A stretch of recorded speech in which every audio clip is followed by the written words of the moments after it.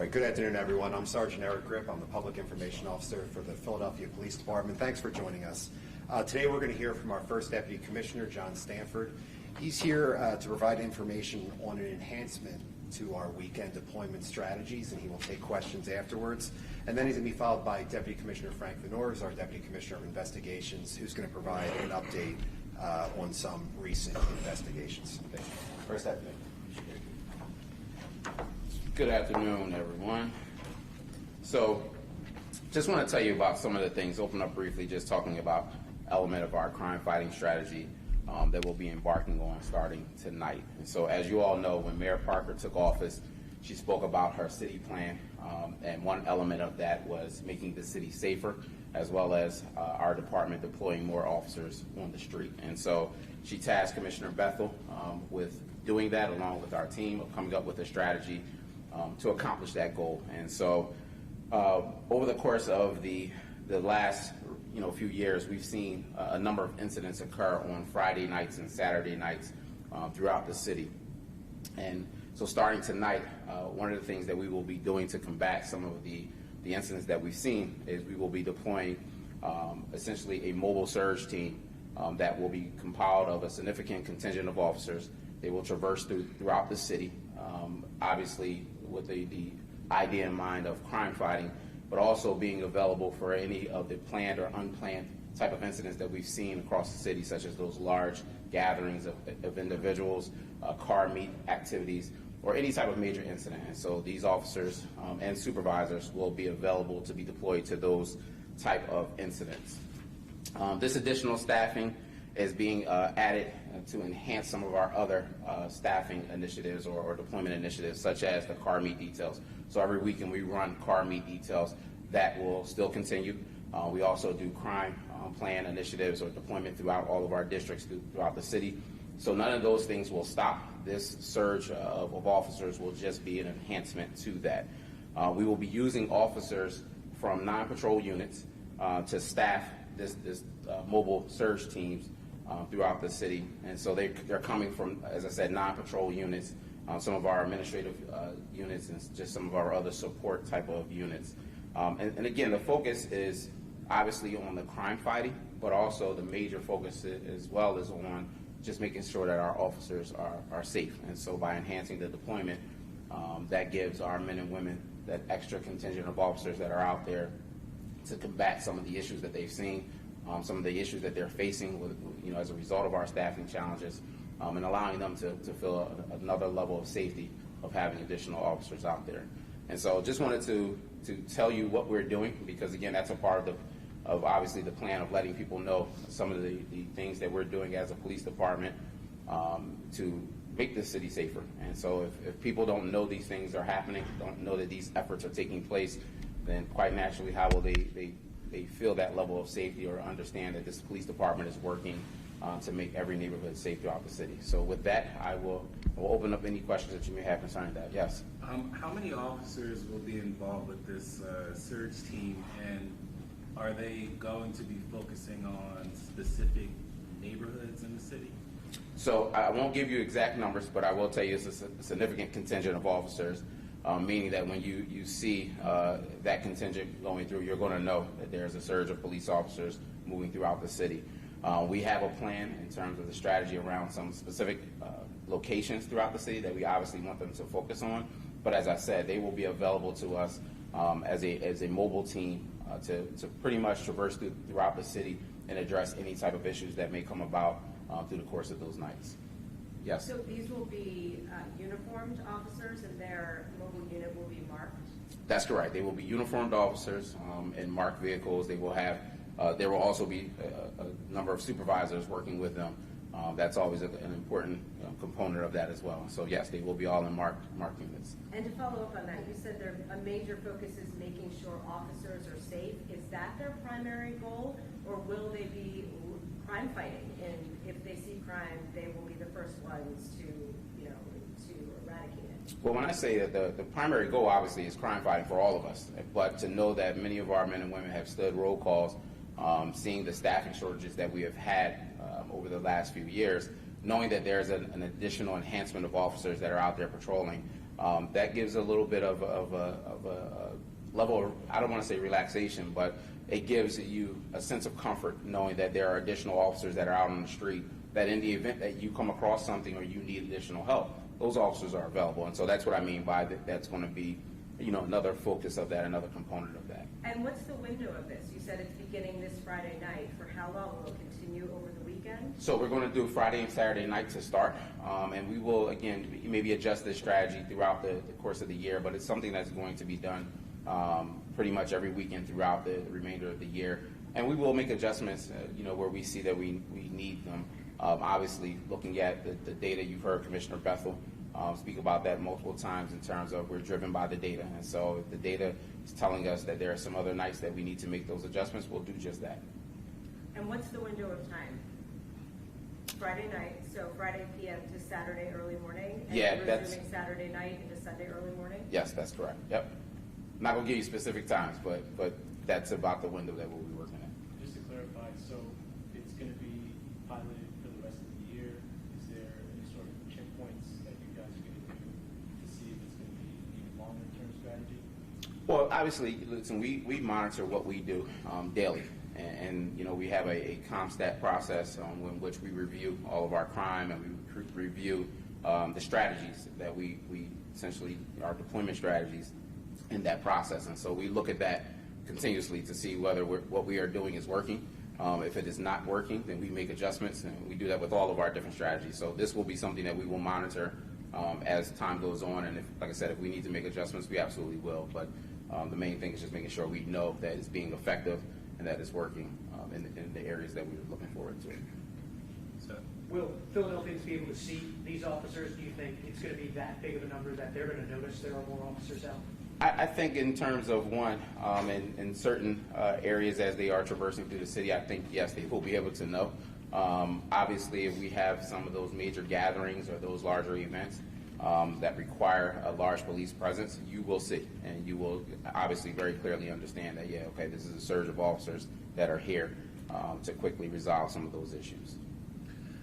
I know you said the primary goal is crime fighting, but are these officers tasked with, focusing on any specific type of crime, violent crime, gun violence?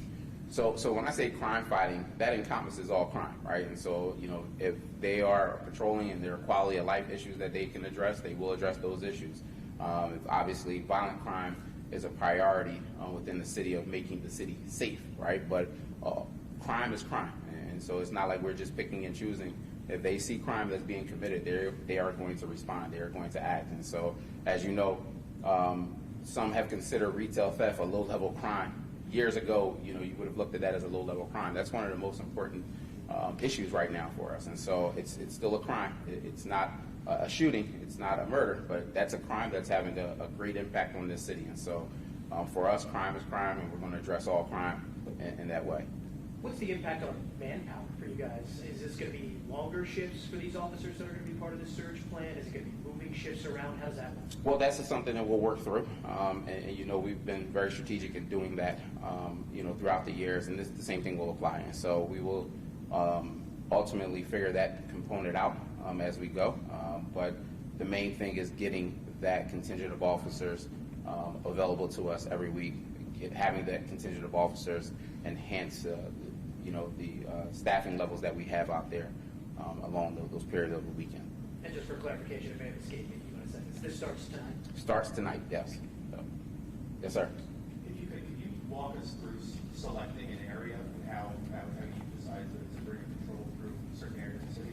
So we obviously, again, you've heard the Commissioner Bethel speak about the data, right, in terms of we're a data-driven police department. And so the data drives us as to where we go. It has been that way in terms of looking at our deployment, where we have the strategy of where we need to have officers essentially patrol in a more a higher deployment basis, if you will, in some of the areas that we know we've seen a higher number of gun violence, higher number of robberies, higher numbers of shootings, all those different things. And so, is that on a weekly basis or? In terms of what, how we assess that? Yeah, I mean, are you deciding which areas of the city to patrol week weekend by weekend, or is that sort of planned out? Yeah, it won't be the same areas every weekend. We will do that weekend by weekend. It could be different areas. Again, it's almost like, think of it in the sense of having, a contingent of officers available to you. They have to have some focus, right? And so that focus is going to be hitting those hot spots that we know we have violent crime, those hot spots where we know we have continuous ongoing crime. That's going to be their primary focus. However, if there is an incident that happens in another part of the city, case in point, like this past weekend, we saw, or 2 weekends ago, whatever it was, we saw the large contingent of individuals along Broad Street. Well, obviously that needs a large police response. We will have those officers then redeployed as a team, as a whole unit, redeployed to an incident like that to be able to disperse it quickly. And this doesn't take away from our districts, in terms of the staffing levels there. When we having that contingent available to us allows us still to continue to have officers in the district not respond to that type of incident, but having just that large contingent available to us. And so they will be utilized in a number of different ways, but that's how we go about selecting those areas. Just to follow up to Yes, that, ma'am. since you're adding officers to overnight shifts Friday and Saturday, does that mean you are taking away to overnight shifts Sunday through Thursday? We are not, no. This has no impact on any of our other staffing. That's why I say it's not coming from patrol. These are officers that would not be assigned to patrol in terms of any other time. So this is not having any impact on any district throughout the city. It's not having any impact on any of our other operations. It is not. Can you elaborate on that? Like, where are they coming from, the officers, so that they're not affecting the day-to-day operations? So non-patrol units, and so we have a wide range of units that aren't patrol, and so patrol are just the 21 districts, and so we have so many other units that make the police department operate. That's where they're going to be coming from, those outside. Some administrative units, some support services type of units, or tactical support units. They'll be coming from those other areas that are not patrol. Would there be any type of announcement given to an area that's going to be patrolled for the weekend? No. We don't essentially, in terms of put an announcement out there. This is a part of the strategy of going out and again, being effective. So we're not going to put an announcement out as to where we will see officers. All right, thank you so much. I'll turn it over to Deputy Venor. He's going to go over a few different incidents that I know some of you had some questions about. Good afternoon. Going to talk first about the series of vandalisms that occurred. We know through police reports that we received, it appears overnight hours between the February 18th into the 19th, all the way through to February 20th. There were about 10 incidents that we were able to discern that matched a pattern. Most of them had rocks or bricks being thrown through windows. And two of those incidents, as you know, 419 South 6th Street, Mother Bethel African Methodist Episcopal Church, and we had the church at 1019 North 5th Street, St. Peter the Apostle Church. Both had stained glass windows, around $20,000 worth of damage caused in them. There were a number of other businesses and windows that were broken. In fact, one of the businesses, 1520 Spruce Street, had planters that were turned over and busted in the street. So based on this, Central Detectives, along with some other help from SEPTA and detectives in South and East Detectives, because some of these were outside of Central Division, began to investigate these incidents. They interviewed witnesses, and they began to look for video based on the description they received from witnesses. They were able to gather video from several locations with an individual that matched our offender, very distinct description of a long coat, Phillies cap, baseball cap. He had some things stuffed under the cap. He had a backpack on during the course of these actions. They were able to do that. We, as you all know, we put that video out yesterday, and with the help of SEPTA and them looking at their cameras, last night at just about 8:30, SEPTA officers were able to stop an individual matching that description, Bridge and Pratt area on Frankfurt Avenue. He was then taken down to Central Detectives, and through investigation so far, we've charged him in 4 incidents that occurred, and that's the church on 6th Street, Mother Bethel African Methodist Episcopal Church. He's also charged in the church, the St. Peter's Church, the Apostle Church. That occurred on the 20th at 5:36 a.m. 236 South 11th Street, Playa Bowls, which is a store, a business there, 6:30 in the morning on the 19th, had their windows broken, about $1,500 worth of damage. And 315 Chestnut, the Science History Institute, which reported on the 20th at 9 a.m., they had about $1,000 worth of damage to a window. He was charged with all them. This individual's name is Hanif Cooper, 39-year-old male. Like I said, he's been charged with them. We have at least 6 other incidents that we're looking at, spanning in that same time frame from the 19th through the 20th. There's incidents on 1100 Walnut, 1500 Spruce. There's an incident in the 500 block of South 9th Street, 200 block of South Hicks, 1500 block of Spruce, and another one in the 1038 Pine Street. All of those have not been charged, but we are looking to get more probable cause to charge him with them. Just so you know, this individual has a history of this.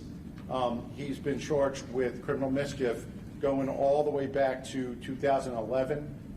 Had the same run in 2011, a number of locations in Center City where he broke windows. He was charged in that case. When he got out, he did it again. He threw a paint can through City Hall window and was charged for that incident. In 13, he did it on Spring Garden Street. He actually went over and to Filbert Street, where the parking authority is, and broke all the kiosks in front of the place. A detective was assaulted in 2016 by him, and once again, he did it in 2016 and 17.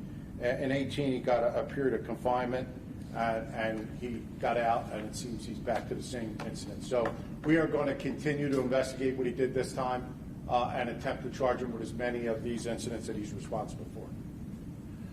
Do you believe have any idea like what his motive was, why he?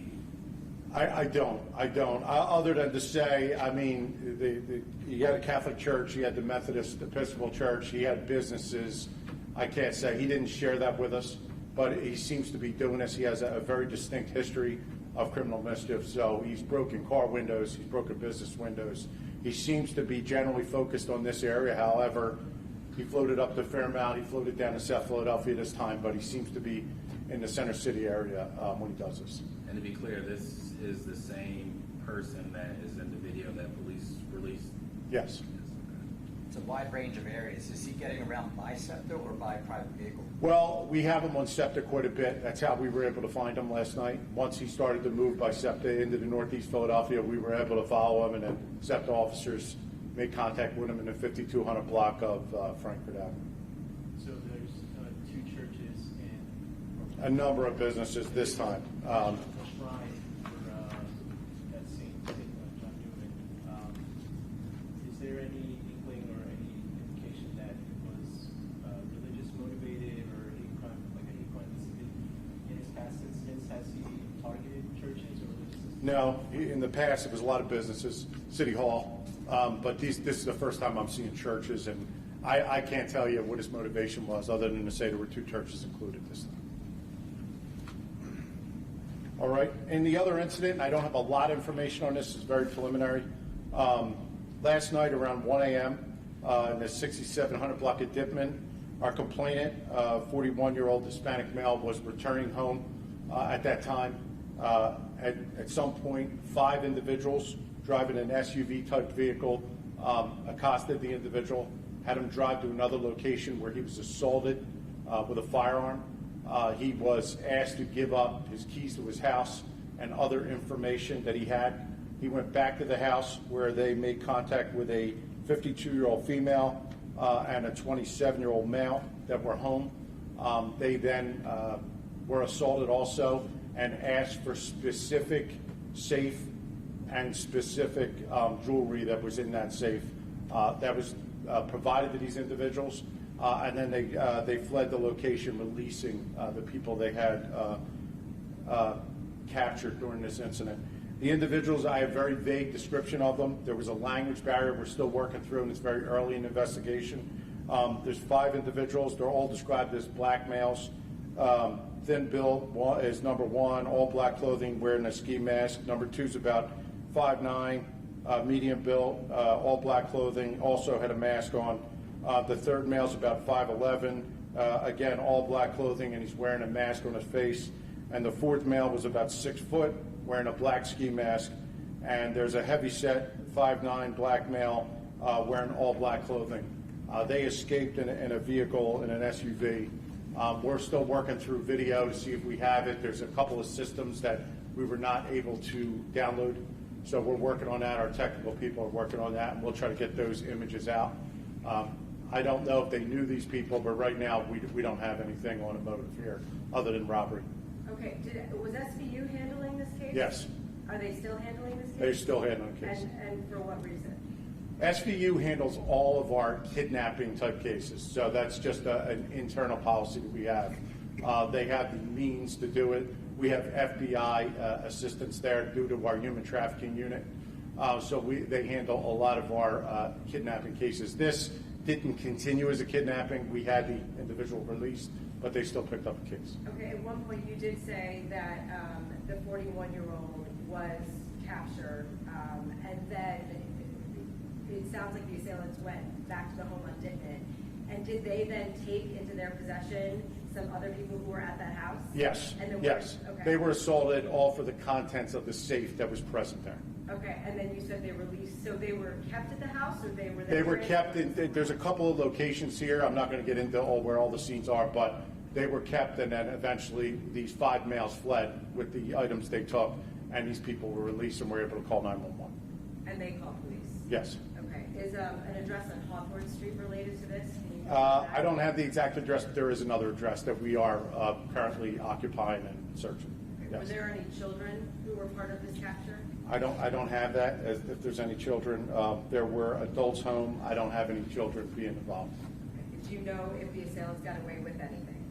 They took the items, the contents of that safe. Several $1,000s in cash and jewelry. At least that's what we're told. Back to the vandalism case, could you Sure. spell the suspect's name? Sure. It's Haneef, and it's Cooper, common spelling, Cooper, 39-year-old male. Do you have a date of birth for him? Yep, 12/2/84. Thank you. Okay. Is there any more information you can share About what? about Lee Cooper? Other than he has a very distinct history on getting arrested for criminal mischief just like this, which you'll be able to see. It's public record in his adult record. You know, he was walking the street traversing SEPTA, and he seemed to return to the Northeast Philadelphia when he was done, but everything he did focused on Center City area pretty much. Just regarding the Northeast issue, what is the second location? Is that another home invasion or two home invasions? No, that's kind of where they just kept the individual while they went back to the house for the wife and whoever else was there to take the items. Picked up a man as he arrived home? Yes. Before he went to his home? Yes, took him back in the vehicle to another location where they assaulted him, took keys and other items from him, returned to his residence, and then committed more of a robbery and assault. So just, I would assume that because they knew what was in the safe and they were asking about it, that they're investigating this. We're working on that, but it's obvious they had some knowledge. And what were the extent of the injuries to that? He was pistol whipped. I don't know if it's an extent injury, but he did have bruising. Oh, we have time for one more question. I guess what I would say is to neighbors, the people who live nearby, should they be concerned that there is people going around invading homes? I don't believe that. I believe this may have been a targeted incident, but we need to investigate a little more. All right, thank you, Thanks. everyone.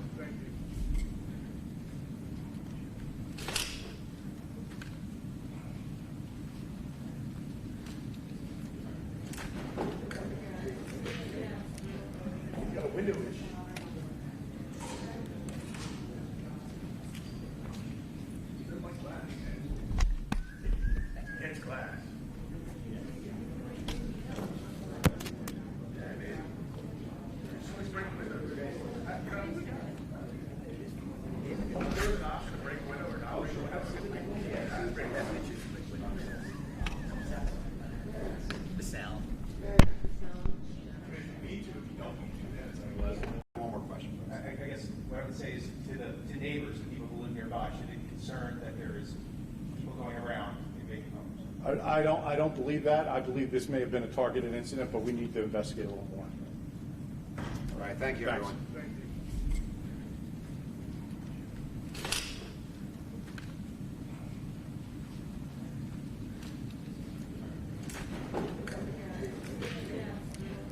Got a window issue.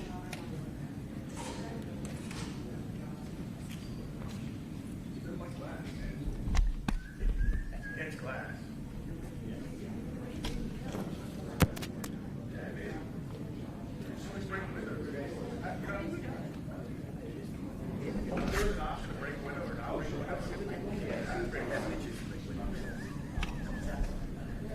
The sound. One more question. I guess what I would say is to neighbors, the people who live nearby, should they be concerned that there is people going around in vacant homes? I don't believe that. I believe this may have been a targeted incident, but we need to investigate a little more. All right, thank you, Thanks. everyone.